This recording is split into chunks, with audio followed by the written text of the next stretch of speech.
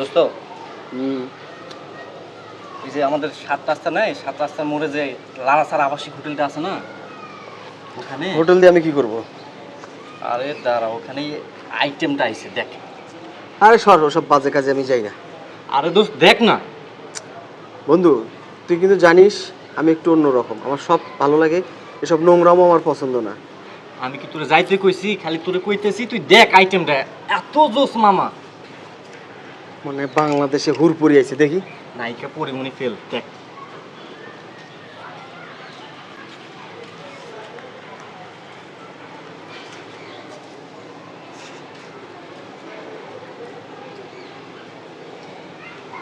বুঝলাম না, জোসি ওখানে কেন?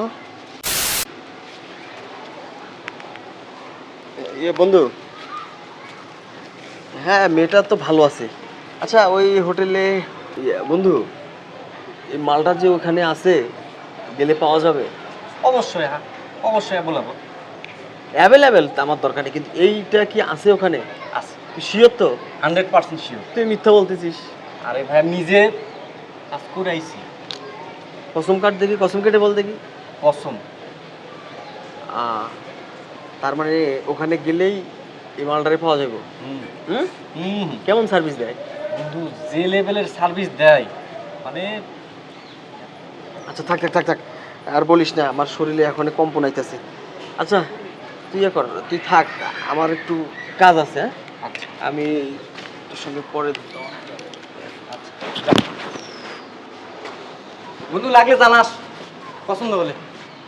বুঝলাম না, শালার ছবি দেখে চলে গেল কে? মনে হয় পিনি করছে, খাওয়ার ধান্দা। যা বন্ধু যা, খাস।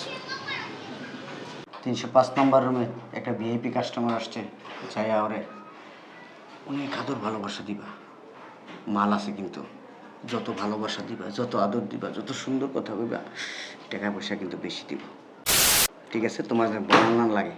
বুঝলাম না, তোমার কি কাজ শেষ হয়ে গেছে? 5 মিনিট হলে তো ভিতরে ঢুকছো। আরে তারা ঘন ঘন কিন্তু বের হইবে না, সময় দিবা কাস্টমারকে। সময় যদি না দাও না, এটা কই থেকে আসবো? হ্যাঁ, কাস্টমারের কাজ শেষ হয়ে গেলে কি হয়েছে? কাস্টমারের বুঝো নাই? হ্যাঁ, কি জানি বলতেছিলাম? আপনি যে কি বলেন, আপনি তো ভালো করেই জানেন যে আমি কেমন সার্ভিস দেই। আর কোনো কাস্টমার কি আমার নামে কোনো কমপ্লেন করছে? না, তোমার নামে তুমি তো সেই রকম মজা দিতে পারো। আমার এই দিকটা দেখবেন, আমি কাস্টমারকে ভালো সার্ভিস দিব। এই জন্য তো ভিআইপি কাস্টমার আসলে তোমারে পাঠাই। কি জন্য পাঠাই বুঝো না? তোমার যে না, শোনো, রাত্রে যাওয়ার আগে আমার সাথে একটু দেখা করো, যাও। ঠিক আছে।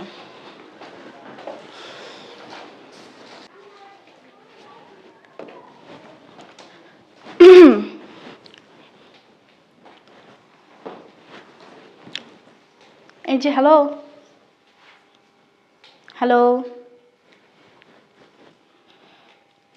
আসতে পারি? এক্সকিউজ মি স্যার, আমি আপনাকে বলতেছি, আমি আপনাকে কিভাবে সার্ভিস দিতে পারি? তুমি আমাকে সার্ভিস দিতে আসছো? আচ্ছা তোমাদের এখানে কি কি সার্ভিস পাওয়া যায়?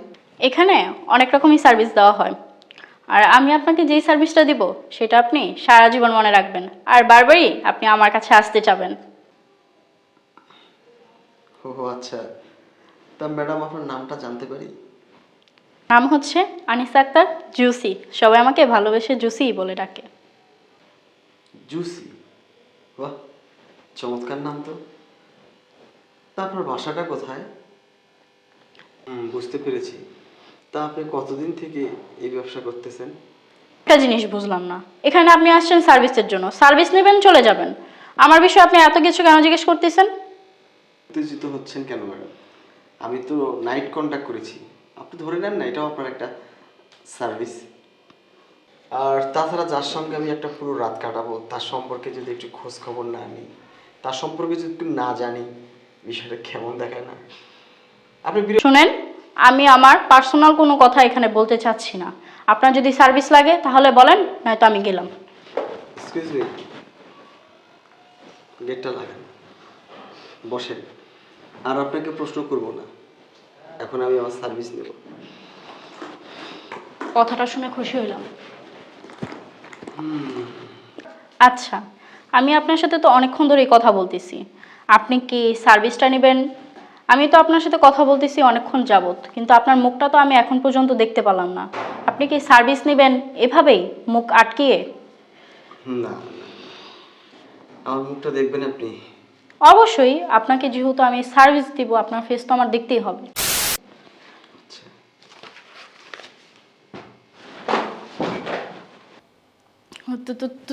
তুমি এখানে? কেন আমাকে দেখে অবাক হচ্ছ? কিন্তু তুমি এখানে কেন? আসলে হয়েছে কি, তোমাকে আর এত মানে মানে করতে হবে না। তার মানে তুমি দেহ ব্যবসা করো? আচ্ছা জসি, তোমার কোন চাওয়াটা অপূরণ রাখছি? আমি জানতাম তুমি একদম নিম্নবিত্ত ঘরের সন্তান, তুমি গরিব মানুষের সন্তান। এই বলে কখনো তোমাকে অবহেলা করেছি? কখনো বলেছি তুমি গরিব, তুমি মিসকিন, তোমার সঙ্গে আমার যায় না? তুমি যখন আমার কাছে যা চাইছো, যখন আমাকে যা বলছো, আমি তোমার চাওয়াটা অপূরণ রাখছি। তুমি আমার গার্লফ্রেন্ড, এটা আমার ভাবতে অবাক লাগতেছে। আমার গার্লফ্রেন্ড হোটেলে আসলে আমি আউলি আছে, আমার গার্লফ্রেন্ড সে দেহ ব্যবসা করে, সে হোটেলে গিয়ে তার দেহ বিক্রি করে। সত্যি আমার ভাবতে অবাক লাগতেছে। আমি কি সত্যি তোমার সাথে রিলেশন করেছি? আমি কি সত্যি তোমায় ভালোবাসি? আসলে হয়েছে শাক দেওয়ার মাছ ঢাকার চেষ্টা করবি না।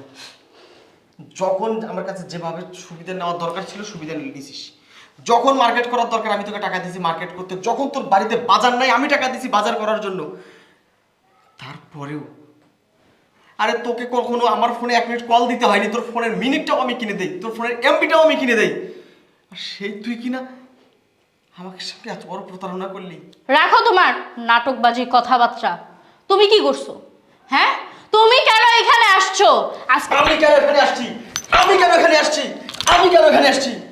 আজকে যদি আমি শুধু এখানে আসছি তোকে হাতে নাতে ধরার জন্য। হাত তুলতেছো কেন?